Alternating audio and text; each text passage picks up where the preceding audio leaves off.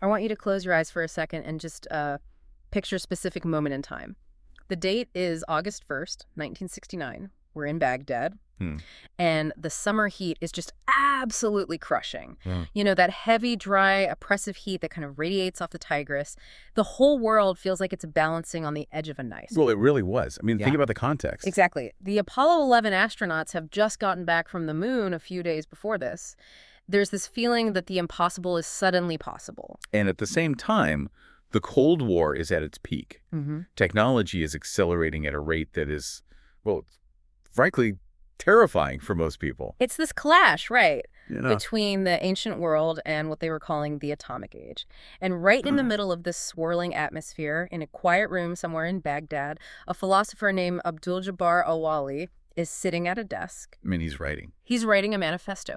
But if you were to walk into that room and look over his shoulder, what you'd see on that page would just completely confuse you. You'd think you were looking at a prop from a sci-fi movie. It creates this massive cognitive dissonance, doesn't it? Yeah. Because you're expecting to see Arabic script. You know, the swirling, connected, beautiful calligraphy that flows from right to left. Yeah, like a river. But what's on Al-Waili's page is, it's broken. It's blocky. The letters are disconnected. It looks like a code, or maybe, I don't know, the schematics for a circuit board. It looks like a glitch in the matrix. That is the only way I can describe it. On one side of the page in the manuscript, you see his normal handwritten Arabic, but on the left, and printed throughout the book, is this alien script. And it is Arabic, technically. Mm-hmm. The letters are recognizable if you squint. Yeah. But they don't touch each other. They're all these separate geometric forms. It honestly looks like something you'd see on the control panel of the spaceship in 2001, Space Odyssey. Which came out just the year before, right? Exactly. That aesthetic is very, very deliberate. What you're describing is what he calls the modified script. Yeah. And the document itself, the source we're diving into today, is titled Taysir al-Khat wa al-Na. Which translates to facilitating script and grammar. Right. But this isn't just a textbook. It's an incredibly radical proposal to completely overhaul the Arabic language, both how it looks on the page, the script, and how it actually works, the grammar. He wanted to force it into the modern era. Overhaul feels like a polite way of putting it. This guy wanted to delete the operating system of an entire civilization and install version 2.0. He absolutely did. Al-Waily looked at this language, a language of the over 1,000 years of poetic tradition, the language of the Quran, and he basically said, this is broken, this is not compatible with the future. Ah, wow. Yeah. He believed that for the Arab world to catch up with the West, to join international organizations, to master the machines of the 20th century, they had to redesign their most fundamental tool of communication. And what's so amazing, and what makes this such a great deep dive, is that the source material itself is the prototype. He didn't just write about his new script using the old script. No, that would be too simple. He wrote the entire book using the invented script he was proposing. It's like he's saying, don't just listen to my theory, look at it, see, it works. Which is just an incredibly bold thing to do. I mean, usually language reformers write these dry academic papers. Al-Waily built a working model, and his goal was so specific. He wanted to simplify the language to make it compatible with machines, specifically typewriters and printing presses. The technology of the day. The technology of the day. And to elevate Arabic to a standard that could be used easily by international organizations. He mentions the United Nations constantly. That international organizations part really feels like the key, doesn't it? He keeps coming back to it over and over. He wants Arabic to be a global player sitting at the table with English and French. But he thinks the barrier to entry is just way too high. Precisely. He saw the complexity of the script not as this badge of cultural honor, but as a shackle, a bug, not a feature. He believed it was holding the Arab world back from fully participating in the modern scientific era. So today, that's what we're going to do. We're going to unpack this 1969 blueprint. We'll start with the visual revolution he proposed, that alien code script. Then we'll get into his war on what he called arbitrary grammar, including the famous tan-tan problem. And then we have to look at how he defended this whole radical idea against the inevitable backlash, which is always, you're destroying our heritage, you're changing the language of God. It's so much more than a grammar lesson. It's a what-if moment in history. I'll look at an alternate timeline where the Arabic you see on the internet today might look completely different. Absolutely. Okay, so let's start with the visual side, the script. Why was he so obsessed with changing the way the letters looked? I mean, why did he have such a problem with this beautiful, historic calligraphy? To really get that, We have to strip away our modern context. Today, you open your laptop, you switch the keyboard to Arabic, and the computer just handles everything. It connects the letters, it adjusts the shapes, it's seamless. It's just magic. You don't think about it. You don't think about it. But in 1969, text was a physical thing. You were dealing with individual blocks of lead in a printing press, or these little mechanical hammers on a typewriter. It was all hardware. Right, you're bound by the Gutenberg restrictions, the physical limitations of the machine. Exactly. Now think about English, or any language using the Latin alphabet. You have 26 letters. You have uppercase and lowercase, so maybe that's 52 shapes. Add numbers and punctuation. All in all, a standard English typewriter keyboard has, 40 to 50 keys? It's compact. It's efficient. And an English letter is an individual. An A is always an A. It doesn't matter if it's at the start of the word apple or in the middle of banana. It looks the same every time. Correct. It's modular. Now look at traditional Arabic. By its very nature, Arabic is a cursive script.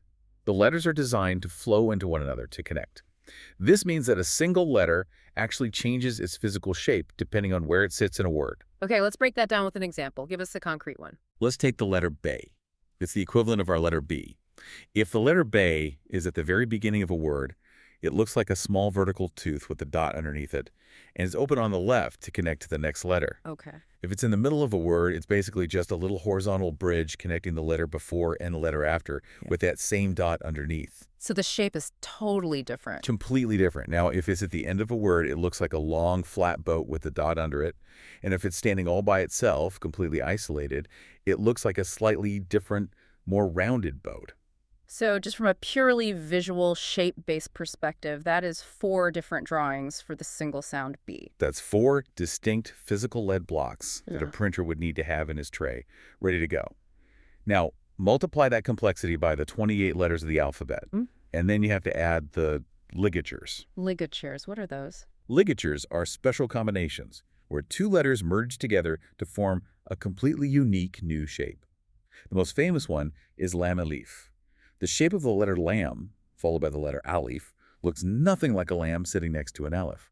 It's a totally new symbol that has to have its own key on a typewriter, its own block for a printer. That sounds like a logistical nightmare. It's like trying to play a piano where the keys keep changing shape and moving around depending on what song you're playing. It was incredibly inefficient. It made Arabic typewriters these huge, complex, heavy, and expensive machines. It made the process of typesetting a book take, maybe twice as long as typesetting the same book in English. Al-Waily looked at this whole situation and said, this is not sustainable. And he actually put numbers to it in the text. He did. He argues that while a Latin script might need, say, 80 forms max for a full typesetting, kick capitals, lowercase numbers, he calculates that traditional Arabic printing required anywhere from 400 to 800 distinct forms, depending on the complexity of the font. 400? That's insane. So his solution, this modified script, was basically to just smash all the connections. Yes, that was the core principle of his visual revolution.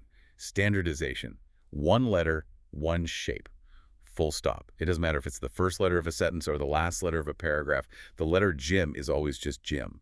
It never, ever changes its form. But if you force them all to be the same standardized shape, they can't connect anymore. You can't have a cursive script if the pieces don't morph to fit each other. Exactly. And that is why he proposed disconnected Arabic. He severed the links. He argued that Arabic should be written just like English or French, with distinct separate letters standing next to each other. That's why the manuscript looks so geometric and blocky. He essentially blockified the entire Arabic alphabet. It really changes the entire aesthetic of the language. Yeah. Traditional Arabic is so fluid and organic, it looks like water or smoke on the page. His modified script looks like architecture. It looks like bricks. That's a fantastic analogy. And for him, that brick aesthetic was a feature, not a bug. He argues in the text that this makes the language much, much easier for children and for foreigners to learn. How so? Well, think about a child learning to read.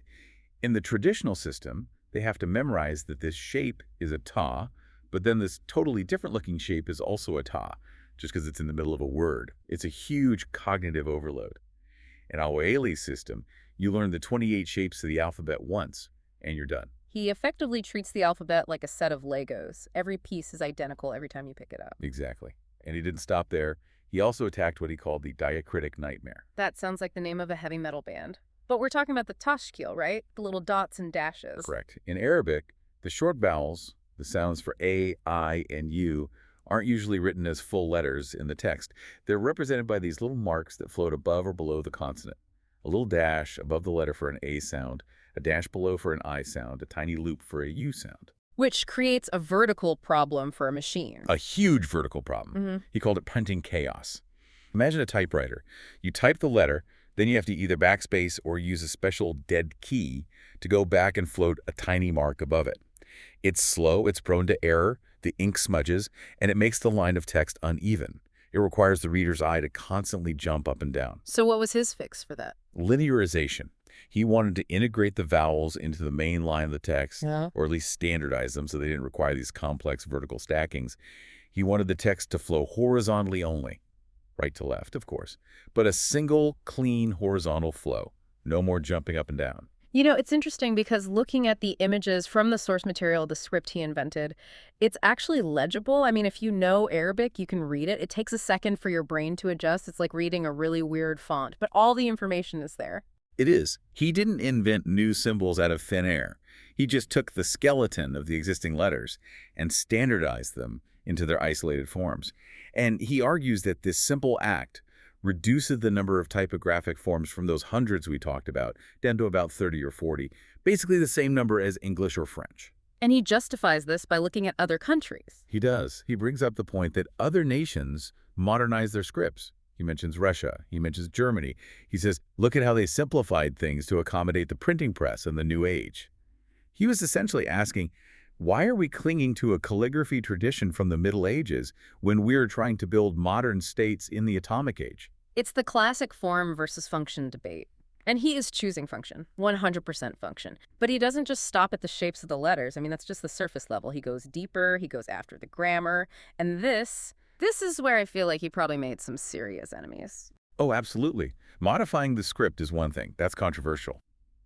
But attacking non-classical Arabic grammar, that is stepping onto what many consider sacred ground. But Al-Waily, he pulls no punches. He calls many of the grammatical rules arbitrary.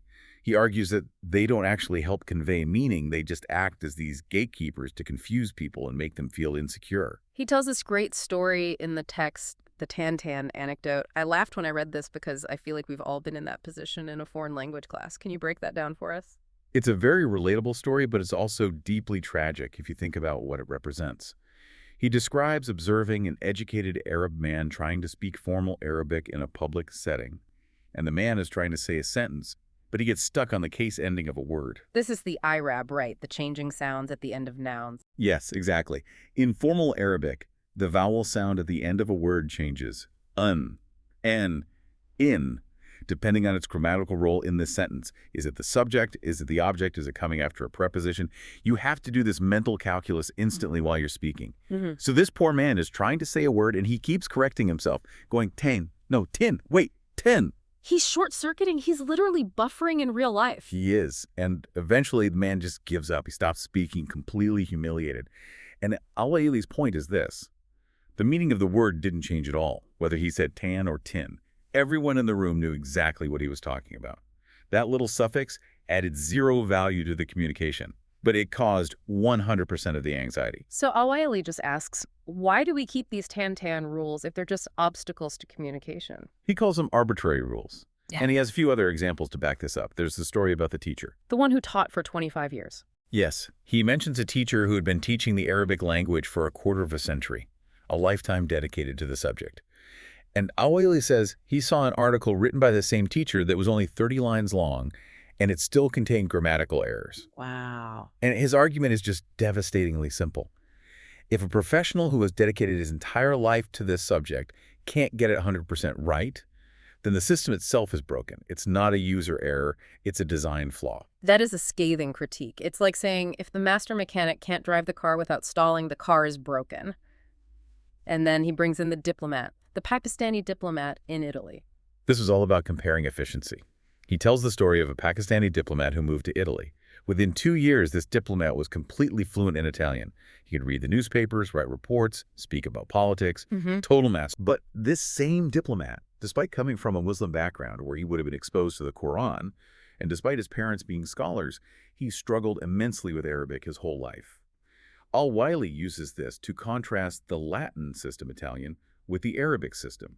He says, look, one language took 2 years to master. The other, people spend a lifetime on and still feel deeply insecure about their ability. And he links this directly to the future of the Arab world. He has this very palpable fear in the text that if Arabic remains this difficult, people will just stop using it for serious things. That was a very real fear in the post-colonial era, and it's still a debate today. You have to remember, in the 1960s, English and French were the languages of global power, of science, of technology. Al-Waily was a nationalist in that sense. He desperately wanted Arabic to survive and thrive. But he believed that to survive, it had to compete. And to compete, it had to shed all this extra weight. He actually uses the phrase United Nations Arabic. He envisions this streamlined, functional version of the language that a diplomat from Japan or a scientist from Brazil could learn in a reasonable amount of time. Exactly. A language for work, not just for poetry. Okay, so we've got the script changes and the general complaint about grammar being too hard, but let's get into the weeds. What were the specific radical reforms he proposed for the grammar itself? He gets very specific, and the biggest one, the one that really changes the fundamental logic of the language, is his proposal for word order. Right, the whole SVO versus VSO thing. Let's unpack that. Okay, so traditional classical Arabic is generally a VSO language. That means the standard sentence structure is verb, subject, object. So instead of the boy ate the apple, you'd say ate the boy the apple. Okay.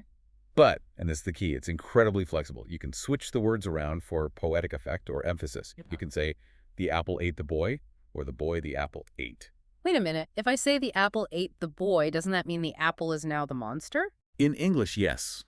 Because English relies almost entirely on position. The first noun is the doer.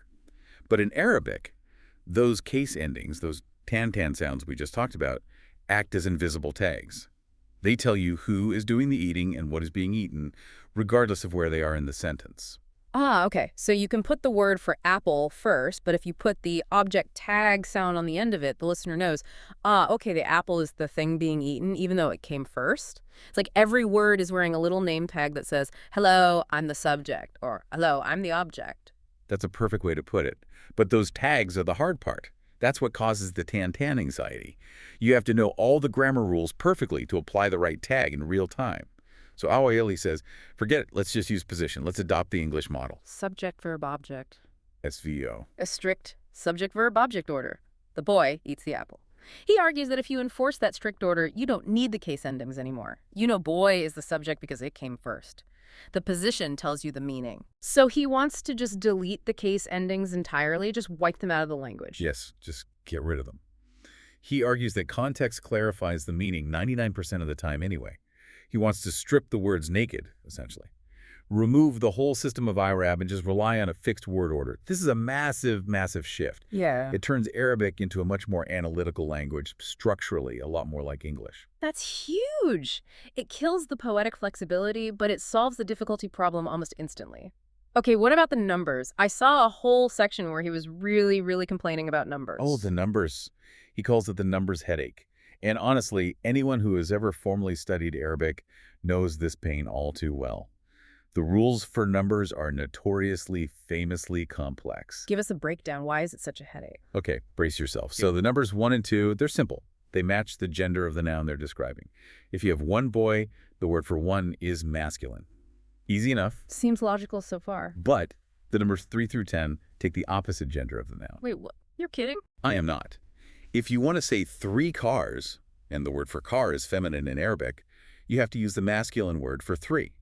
If you want to say 3 boys, which is masculine, you have to use the feminine word for 3. That feels like a prank. That feels like someone hundreds of years ago designed the language specifically to trick learners. It's the result of centuries of linguistic evolution. But to a modern learner, yes, it feels like a trap. And it doesn't stop there. Numbers 11 through 99 have their own complex set of agreement rules. The words for 100 and 1,000 have their own rules. It creates a situation where even highly educated native speakers get nervous when they have to count things out loud in formal settings. So what does Al-Waily say to all this? He just says, stop. He asks, why on earth do we care if the number 5 is masculine or feminine? It's a number. It's a mathematical abstraction.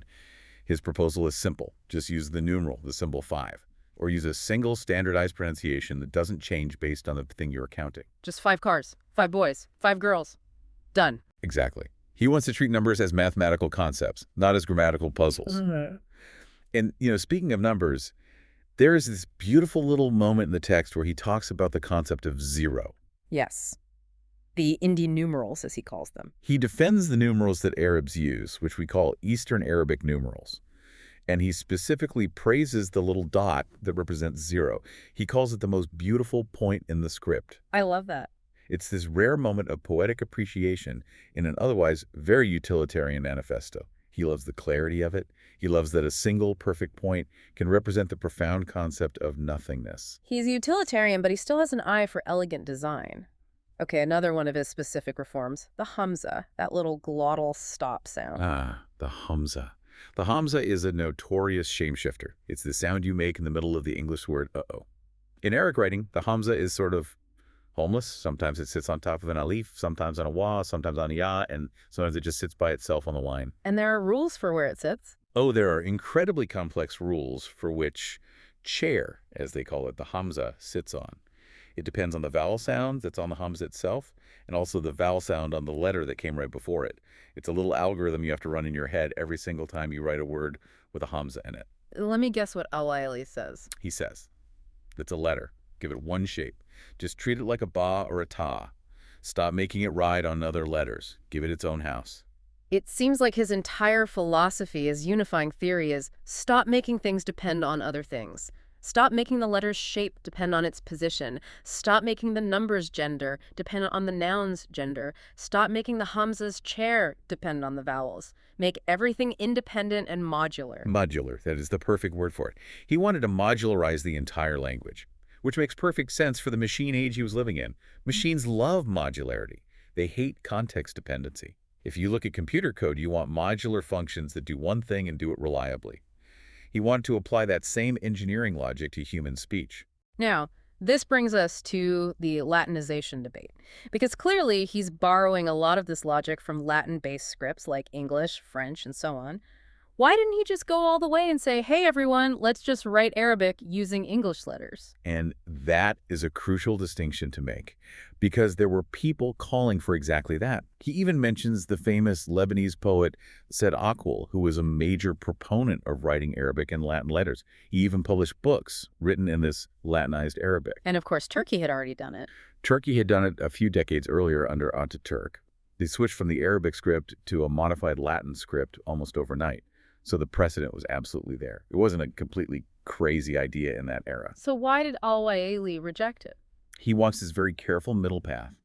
He openly admits in the text that the Latin script is technically superior for printing and for typewriters. He looks at the English typewriter and basically says that is a better piece of technology. But he doesn't want to use the English letters themselves. No, because he argues that switching to the Latin alphabet entirely would disconnect Arabs from their heritage too violently. He saw it as a profound loss of identity. He believed that if you start writing the Quran in Latin letters, it ceases to look and feel like the Quran. It becomes something else. So his modified script is his compromise solution. It keeps the basic shapes of the Arabic letters, the curves, the general aesthetic, but it forces them to obey the mechanics of the Latin script. Disconnected, linear, standardized. Exactly. He wanted the efficiency of the West without, in his view, losing the soul of the East. He thought he could engineer a hybrid that gave him the best of both worlds. And again, he explicitly ties this to his goal for international organizations. He imagined a world where a UN document could be typed in this new Arabic just as quickly and easily as it could be in English or French. But when you start talking about playing with the soul of the East, that brings us right to the biggest, most powerful counter-argument, the religious one. You cannot talk about changing the Arabic language without talking about the Quran. No, you absolutely cannot. It's impossible. For Muslims, Arabic is not just a language. It is the sacred vehicle of divine revelation. The Quran is believed to be the literal, uncreated word of God. So messing with its grammar or its script feels, to many people, like tampering with the scripture itself. If God chose this grammar, who is Abdul-Jabbar Al-Wa'ili, to stand up and say it's arbitrary? It's a huge hurdle. So how does Al-Waily handle this? Because he must have known that people would come for him with pitchforks over this. He anticipates this argument very clearly, and his defense is actually quite sophisticated. He creates a sharp distinction between form and content. He argues that the sanctity of the Quran lies in its meaning, The message, the ethics, the laws, the theology, not in the specific shape of the ink on the page or the particular grammatical rules used to express that meaning. Meaning versus shape. Precisely. And he backs this up with historical facts. He reminds the reader that the earliest manuscripts of the Quran, the ones from the very first century of Islam, were written in a very basic script. They didn't have the dots that distinguish letters like ba from ta or ta. Wait, really? The original Quran didn't even have the dots? For the most part, no. The script was very skeletal. A reader had to use context to know which letter was which. The dots and, crucially, the vowel markings, the tashkil, were added later by scholars generations after the Prophet Muhammad. Why were they added? They were added to make the text easier and more precise to read, especially as the Islamic Empire expanded and many non-Arabs converted to Islam. They needed help to pronounce the sacred text correctly. And Al-Waily uses this as his trump card, he argues. If those early scholars could modify the script back then to make it easier for their time, why can't we do the same thing now to make it easier for our time? That's a very strong point. He's framing his radical reform not as a break from Islamic history, but as a logical continuation of it. That's exactly his move. He's saying that preserving the difficulty of the language isn't piety, it's just stubbornness. In fact, he turns the entire argument on its head. He says that by keeping the language so difficult and inaccessible, the traditionalists are actually harming the Quran. Now so. Because if the language is too hard, young people won't learn it properly. They'll drift away from it. They'll either recite the Quran without truly understanding it, or worse, they'll just stop reading it altogether because it feels like a chore. He argues that true preservation means making the language accessible and usable for the modern man, the scientist, the student. If you want the Quran to live in the atomic age, you have to let its language adapt. It's a we had to destroy the village in order to save it kind of argument. But for language, it all comes back to that fundamental question he asks. Do we serve the language, or does the language serve us? That is the core philosophical question of his entire work. Is language a sacred museum piece that we must polish and protect behind glass, never changing a thing? Or is it a tool, like a hammer, that we should be able to modify and improve so that it hits the nail better? Al-Waily is firmly, unapologetically in the tool camp. He believes language exists to serve the speaker, not the other way around. I want to go back to the visual aspect for a second. We're deep diving the text, but the experience of just looking at these pages is so powerful. There's that handwritten note on the manuscript itself. Yeah. Not corrected printing prohibited. Yes. That little handwritten note. It gives you chills, doesn't it? It reminds you that this wasn't some bestseller. This was a prototype, a samizdat. It feels like a transmission from an alternate timeline that never happened. And when you get to the end of the document, there are pages and pages of grammar tables and rules all written in his new script, and it looks so futuristic, but a very specific kind of retro future. It reminds me of the font you'd see on old sci-fi paperbacks or in the credits of a 1970s TV show about space. It absolutely does. It has that jet age optimism baked right into its design. And you have to wonder, if this had been adopted in, say, 1970, imagine the internet today. Imagine what Arabic websites would look like. We wouldn't have had to deal with some of the early encoding issues that plagued the web for years. The keyboard on your phone would be completely different. We might not have the same tradition of beautiful calligraphy art that we have today. Or maybe that art would have become even more specialized and precious. But maybe general literacy rates might have skyrocketed even faster. It's a fascinating what if. But, of course, it didn't happen. Why not? Why are we still using the traditional script and the Tan grammar today? Why isn't the UN using Al-Waily's modified script? That's the big question. Well, for one, cultural inertia is an incredibly powerful force. You can't just tell hundreds of millions of people to relearn how to read and write. But I think, more profoundly, technology solved the problem in a different way. Al-Waily thought we needed to change the language to fit the machines. But what actually happened was that we improved the machines to fit the language. That's a great point. Computers got smarter. Right. We developed digital fonts and complex rendering engines that can handle all the context sensitivity of Arabic script automatically. We built word processors that know to use the initial form of ba at the start of a word and the final form at the end. We didn't need to break the letters apart with a sledgehammer because the software learned how to connect them seamlessly. So he was solving for the typewriter, but the personal computer came along and made his visual solution obsolete. Largely, yes. The visual technical crisis he was trying to solve in 1969 sort of evaporated with the digital revolution. But his points about the grammar, those are still incredibly relevant. That's true. The debate about na and the best way to teach Arabic to children, that is still a raging debate in the Arab world today. Students still struggle with the tan-tan. The numbers headache is definitely still a headache. So while his visual solution might be a historical curiosity now, his diagnosis of the structural complexity of the grammar is still something educators and linguists grapple with every single day. It's just so evocative to think about him sitting there in Baghdad. The date is so specific, August 1st, 1969. The world feels like it's on the precipice of a brand new era, and he's in his room trying to build a rocket ship for the Arabic language to take it into that future. And he puts so much passion into it. Even when you're reading the dry sections about numbers or pronouns, you can feel his urgency. He truly believed that if the Arab world didn't do this, they would be left behind by history. He wanted to see Arabic documents circulating in the halls of Geneva and New York, written in this clean, efficient, modern script. One of the things we didn't touch on as much was the pronouns. He wanted to simplify those too. Yes, very much in line with his other ideas. For instance, Arabic has a dual form, a specific set of pronouns and verb conjugations just for talking about two people, as distinct from one person or three or more people. Al-Waily basically said this is redundant, just use the plural. Again, it was about cutting the fat. All about streamlining speech.